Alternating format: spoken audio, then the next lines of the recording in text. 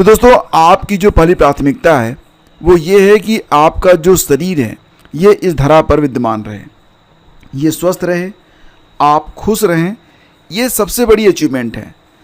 कितने भी बड़े पद पर आप पहुंच जाएं, कितना भी पैसा आप कमा लें, कितनी भी लग्जरी लाइफ स्टाइल आप हासिल कर लें, लेकिन अगर आप जीवित नहीं हैं, आप खुश नहीं हैं, आप स्वस्थ नहीं हैं, सब कुछ बेकार है। ये उससे भी ज़्यादा बेकार है जो कि अक्सर जो है जो स्ट्रीट वेंडर होते हैं, जो चाट पकौड़ी बेचते हैं ना, लेकिन अगर वो खुश हैं और वो स्वस्थ हैं तो आपसे बेहतर है, क्योंकि आप स्ट्रेस में हैं। पैसा आपको खुश नहीं कर सकता है। इसलिए सबसे पहले तो ये कि आपके जीवन का जो लक्ष्य है वो खुशी होनी चाहिए। पैसा नहीं होना चाहिए, लग्जरी नहीं होना चाहिए, पावर नहीं होना चाहिए, वो खुशी होना चाहिए। आप खुश रहिए। सफलता परिवार का आधार सिर्फ आपका स्वास्थ्य है। स्वास्थ्य को इग्नोर मत कीजिए।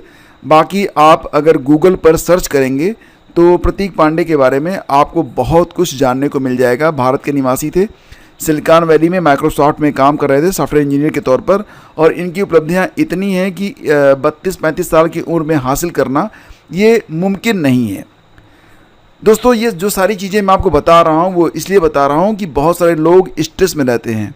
कभी कभी वो खुद की तुलना दूसरों से करने लगते हैं। उनको लगता है कि उनका अचीवमेंट कुछ भी नहीं है। आपका जो सामने वाला व्यक्ति है आपको बहुत पीछे छोड़ चुका है। देखो फ्रेंड्स, कुछ लोग अपनी पढ़ाई 22 साल की उम्र में पूरी कर लेते हैं, मगर उनको कई सालों तक कोई अच्छी नौकरी ही नहीं मिलती है। कुछ लोग 25 साल की उम्र में किसी कंपनी के CEO बन जाते हैं और 50 साल की उम्र में हमें पता चलता है कि अब वो इस दुनिया में नहीं है। जबकि कुछ लोग 50 साल की उम्र में CEO बनते हैं और 90 साल तक आनंदित रहते हैं। तो बेहतरीन रोजगार होने के बावजूद बहुत सारे लोग हैं, आप एक बार देखना अपने तरफ, चारों तरफ देखना कि बहुत ही बढ़िया रोजगार है, बहुत बढ़िया घर है, बहुत बढ़िया इनकम है, उसके बावजूद बहुत सारे लोग अभी तक गैर शादीशुदा हैं। उन्होंने शादी नहीं की है, उम्र 40 के पार जा रही है लेकिन अभी तक उन्होंने शादी नहीं की है। और कुछ लोग बगैर रोजगार के भी शादी कर चुके हैं, रोजगार वालों से ज़्यादा खुश भी हैं। बराक ओबामा के बारे में बात करें तो 55 साल की उम्र में उन्होंने पॉलिटिक्स से रिटायरमेंट ले लिया। ट्रंप 70 साल की उम्र में शुरुआत करते हैं और फिलहाल पूरी दुनिया में अपना जो है जो कुछ भी कर रहे हैं, लेकिन वो एक्टिव हैं। फिलहाल आज ट्रंप की चर्चा हो रही है। पॉजिटिव नेगेटिव उसकी बात मत करिए, लेकिन कम से कम उन्होंने तिलांजलि तो नहीं दी ना ओबामा की तरह। ओबामा एक अच्छे व्यक्ति थे, लेकिन उन्होंने 55 साल की उम्र में रिटायर हो गए। वो ट्रंप 70 साल की उम्र में फिलहाल अभी शुरुआत किए हैं।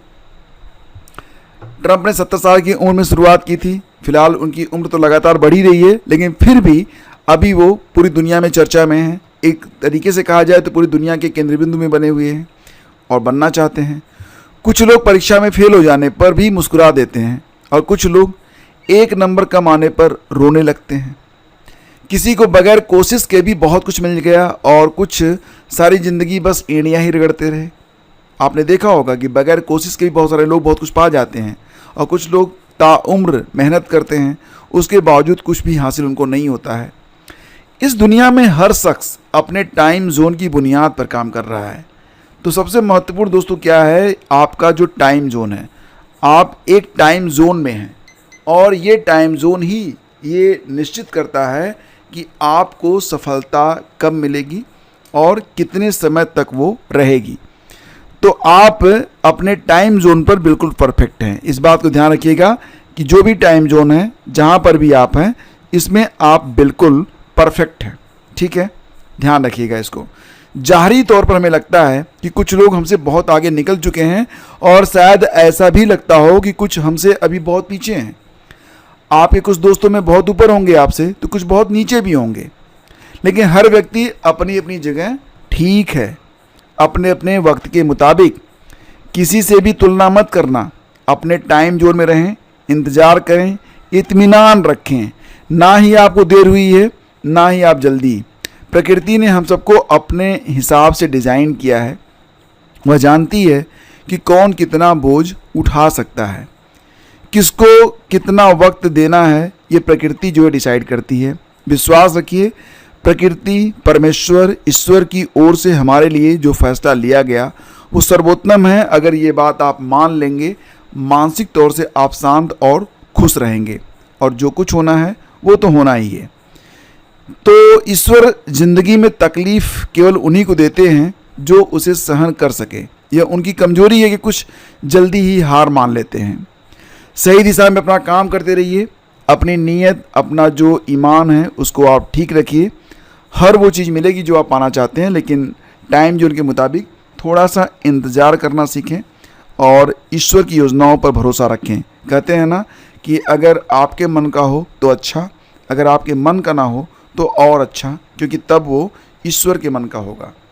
तो दोस्तों, ये जो कहानी है ना, ये कहानी नहीं है, ये वास्तव में एक हकीकत है। अगर आप सहमत हैं, नहीं सहमत हैं, थोड़ा सा विचार करेंगे ना, तो यहाँ पर कोई भी पॉइंट ऐसा नहीं है जिससे आप अपनी असहमति जताएं। हो सकता है कुछ लोग यहाँ पर ईश्वर को ना माने, लेकिन फिर भी ये तो मानते होंगे ना कि जीवन में बहुत कुछ है जिसे आप कंट्रोल नहीं कर सकते हैं, और जो आप कंट्रोल नहीं कर सकते हैं उसके लिए अगर आप रात रात भर जाग रहे हैं, अपने शरीर को नष्ट कर रहे हैं, तो फिर फ़ायदा क्या है? बेहतर है ना कि आप खुश रहें। तो मुझे लगा कि ये चीज़ें आपसे डिस्कस करनी चाहिए। अगर ये सेशन आपको अच्छा लगा तो लाइक और शेयर कर दीजिएगा, खासतौर से उन लोगों से जो ज़िंदगी में बहुत परेशान हैं। Thank you.